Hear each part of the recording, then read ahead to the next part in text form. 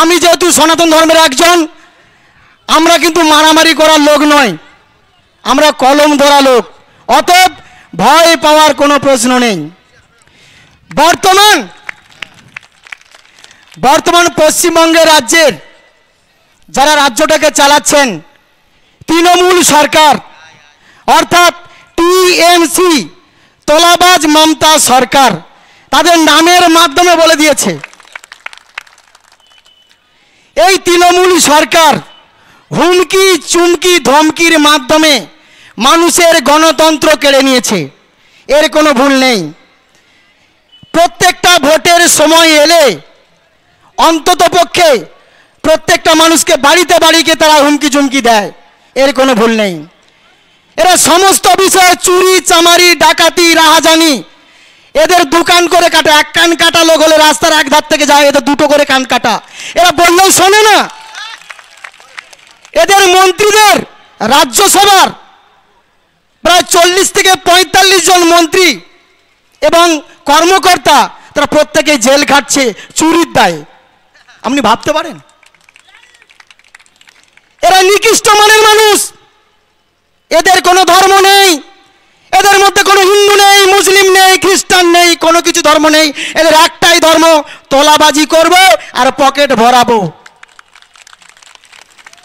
কিন্তু মনে রাখবেন, বারে বারে ঘুঘু খেয়ে যায় ধান, সুযোগ পাইলে তোমায় বদিব পরাণ, মনে যেন থাকে। এই একটাই দলই প্রতিবাদ করতে পারে, ছোট ভাইজানের দল, আব্বাস সিদ্দিকীর দল, আইএসএফ, ইন্ডিয়ান সেকুলার ফ্রন্ট, যে দলের মধ্যে হিন্দু মুসলমান খ্রিস্টান সবাই মিলে আমরা আসতে পারি। আমি যখন প্রার্থী ছিলাম, আমি খুব গরিব মানুষ, 5টা মাত্র ব্যানার করেছিলাম। একটা অঞ্চলে 5টা ব্যানার, ভাবতে পারবেন? সেখানে কাউকে যখন আমি পেলাম না, 5টা ব্যানারের প্রত্যেকটা আমাদের 900 সিদ্দিকী ভাইজানের মাথাকে কেটে নেওয়া হয়েছিল, আমারও মাথাকে কেটে নেওয়া হয়েছিল। সেদিন থেকে আমি প্রতিজ্ঞা করেছি, এই ভারতবর্ষের বুকে, এই পশ্চিমবঙ্গের বুকে 900 সিদ্দিকী ভাইজান আসছে এবং আসবে। হয়তো ওনারা ভাবছেন ও তো একজন, কিন্তু না, এটা সব থেকে ভুল সিদ্ধান্ত। একের পিছনে শূন্য মারলে 10, 10-এর পিছনে শূন্য মারলে 100, 100-এর পিছনে শূন্য মারলে 1000, 1000-এর পিছনে শূন্য মারলে 1 লক্ষ হবে। এটা আপনি ভেবে রাখবেন। ওনারা আবার বলছেন লোকের কাছে যে আমরা এখান থেকে জিতে যাব।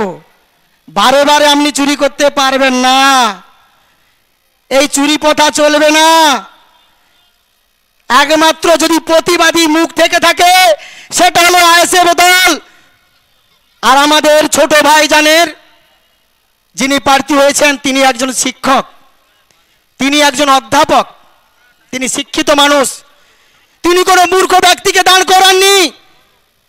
তেনাকে ভোট দিয়ে আমরা পার্লামেন্টে পাঠাবই, এটা আমাদের দৃঢ় প্রতিজ্ঞা। আপনারা ভাবতে পারবেন না, এই তৃণমূল সরকারের প্রত্যেকটা নেতা নেত্রী, যখন প্রথমে যখন এরা নেতা নেত্রী ছিল, একটা বিড়িকে টেনে কানে গুঁজে রাখতো, আবার সন্ধ্যার সময় খাবে।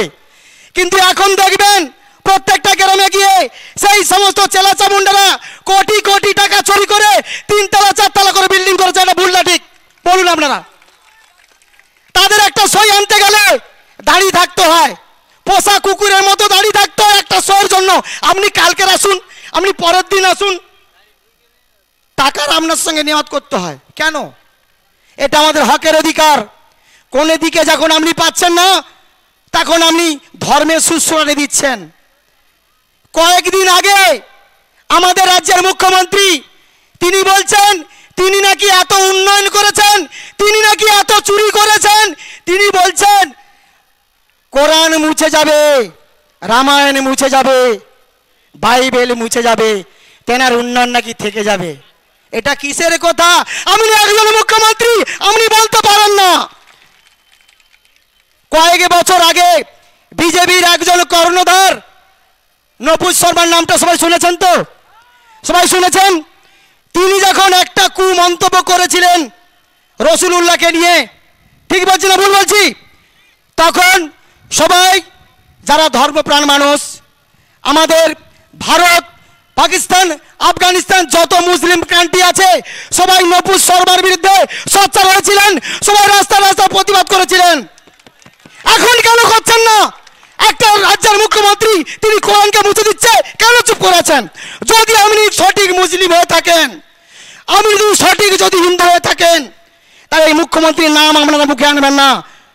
আরে আপনি 500 টাকা দিয়ে আপনি ধর্ম কিনতে পারেন না, আপনি মহিলাদের ইজ্জত কিনতে পারেন না। সন্দেশখালিতে যা কাণ্ড করেছে এরা, সন্দেশখালিতে আপনি ভাবতে পারবেন না। যে মেয়েটি সুন্দর তাকে তুলে নিয়ে যাবে, রাত্রেবেলা পা দাবাই করাবে, পিঠে তৈরি করাবে, এটা কোনো কালচারের মধ্যে পড়ে? তা তৃণমূলের এটাই কালচার। তাদের কোনো মামাসি জ্ঞান নেই, তাদের কোনো ভালো জ্ঞান নেই, তাদের কোনো শিক্ষা নেই। যারা শিক্ষার্থী, 26,000 শিক্ষার্থী চুরি হয়েছে, যাদের হকের চাকরি, সেই সমস্ত চাকরিগুলোকে চুরি করা হয়েছে। লক্ষ লক্ষ টাকার বিনিময়ে সেই সমস্ত চাকরিগুলো বিক্রি করা হয়েছে। কেন হবে? যারা শিক্ষিত সমাজের মানুষ তারা রাস্তায় বসে প্রতিবাদ করছে। 1-8 বছর নয়, 5 থেকে 6টা বছর তারা রাস্তায় প্রতিবাদ করছে। কেন? আপনি পারেন না। আপনার গণতন্ত্র একটা চাই, ভারতবর্ষের সংবিধান আছে, আপনার ন্যায়পদ আছে, আপনি কোনো দল করতে পারেন না, আপনি সবার হতে হবে। কিন্তু আপনার মধ্যে কি পেলাম? আপনি হিন্দু মুসলমানের মধ্যে রাইট বাঁধাচ্ছেন, এটা হতে পারেন না। আপনি সর্বগুণে সম্পূর্ণ, আপনি চাঁদে রাকেশ শর্মাকে পাঠিয়ে দিচ্ছেন। যখন ভোট হবে আপনি পড়ে গিয়ে হোঁচট খেয়ে আপনি অভিনয় করছেন, কি না মাথা ফেটে গেছে, কি না আমার পা ভেঙে গেছে, এত অভিনয়। এই কয়েকদিন আগে বাথরুমে যেতে গিয়ে পড়ে গেছে, কেটেছে কপালের মাঝখানে, সেখানে একটা মুখ্যমন্ত্রী, তার রক্ত মোছার লোক নেই, সে চলে গেছে এসএসকেমে, সেখানে একটা রং লাগিয়ে ছবি তুলে পোস্ট করছে। এটা লজ্জার বিষয় নয় কি? একটা মুখ্যমন্ত্রী দ্বন্দ্ববিধি বাঁধবা ধান্দা কেন? কেন এটা হবে? আমরা যদি হিন্দু এবং মুসলিম খ্রিস্টান যদি ভারতবর্ষের বুকে একসঙ্গে থাকতে পারি, আপনি কেন বিভাজনের রাজনীতি তৈরি করছেন? কেন আপনি বিভাজনের রাজনীতি তৈরি করছেন? অতএব অনেক হয়েছে, আর আমরা এই অন্যায় সহ্য করব না। আমরা সবাই জেনে গেছি, আমাদের চালাকিটা জেনে গেছি, আর ধরা পড়ে গেছি। বিজেপিরা এখানে ওনাদের হারাতে পারবে না, এটা আমার ধ্রুব সত্য কথা। কারণ ওদের ভয় বেশি, ও একবার দামড় মারলেই ছুটে চলে যাবে, কিন্তু আমরা পালাবার পথ নেই। কয়েকদিন আগে মশাটে বাজারে আমি মিটিং করতে গিয়েছিলাম, আপনারা সবাই শুনেছেন খবরের মাধ্যমে। সেখানে আমার চোখের সামনে, আমরা টিভির মাধ্যমে দেখেছি, খবরের কাগজের মাধ্যমে দেখেছি যে গুলি চলতে, আমার লাইফে কখনো গুলি দেখিনি। আমার চোখের সামনে 16 রাউন্ড গুলি চলেছে। আমাদের মিছিলকে ভণ্ডুল করার জন্য বাইক বাহিনী, তৃণমূলের যে বাইক বাহিনী আছে, চোখ বেঁধে সেখানে 16 রাউন্ড গুলি চালিয়েছে, কিন্তু আমাদের সভা শেষ করতে পারে, আমরা সভাটাকে সফল করতে পেরেছি। এটাই আমাদের পরিকল্পনা, এটাই আমরা করতে পেরেছি। যতই হুমকি দিক আর চমকি দিক, আমরা কোনো পিছু হটবো না, আমরা কোনো পিছু হটবো না। এখানে গণতন্ত্রকে আমরা সৃষ্টি করবই, হিন্দু মুসলমান খ্রিস্টান আমরা একসঙ্গে থাকবই। কাজী নজরুল ইসলাম বলেছেন, একই বিনতে দুটি কুসুম হিন্দু মুসলমান, হিন্দু তার নয়নমণি মুসলিম তাহার পান। তিনি তো বলে গেছেন। আব্দুল গফফর খান তিনি একজন মহান ব্যক্তি, তার কথা ভুলে যাব? রবীন্দ্রনাথ ঠাকুরের কথা ভুলে যাব আমরা কখনো ভুলবো না। বিগত দিনে আপনি যে বিভাজনের সৃষ্টি তৈরি করছেন, এটা আমরা মারব। আমরা যে চোরের রাজনীতি আমরা ধরে ফেলেছি। উনি বলছেন, কবিতা লেখেন উনি বলছেন, এপাং ওপাং ঝাপাং, ভাষা জ্ঞান দেখুন। বলো দেখি কলা ব্যাং তোমার নাকি সরু ঠ্যাং, এটা কি কবিতা? আবার একটা কবিতা, নাই নাই কবিতা, আমি নাই তুমি নাই, জল নাই বাতাস নাই, এই সমস্ত কবিতা। তিনি পা ভেঙে অভিনয় করে চেয়ারে বসে আছেন, পা দোলাচ্ছেন, আবার বলছে কি আমি ভাঙা পায়ে ফুটবল খেলবো। কেন? কিসের খেলা? মানুষ মারার খেলায় ব্রতী হয়েছেন আপনি? মানুষের জীবন নিয়ে খেলতে চাচ্ছেন? খেলা হবে, খেলা হবে, কিসের খেলা হবে?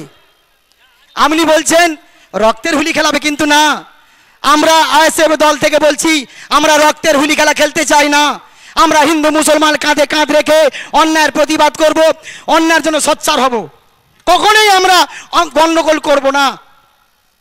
একটা কথা চিন্তা করে দেখবেন, 76 বছরে ভারত স্বাধীন, ভারতবর্ষে 76 বছর পদার্পণ হয়ে গেছে। এখনো পর্যন্ত আমাদের ভারতবর্ষের বুকে অন্যায় প্রতিবাদী দল কিন্তু একটাই আমি দেখতে পেয়েছি, সেটা হলো আইএসএফ দল, বড় ভাইজানের। এই জন্য আব্বাস সিদ্দিকী সাহেবকে অজস্র অজস্র ধন্যবাদ।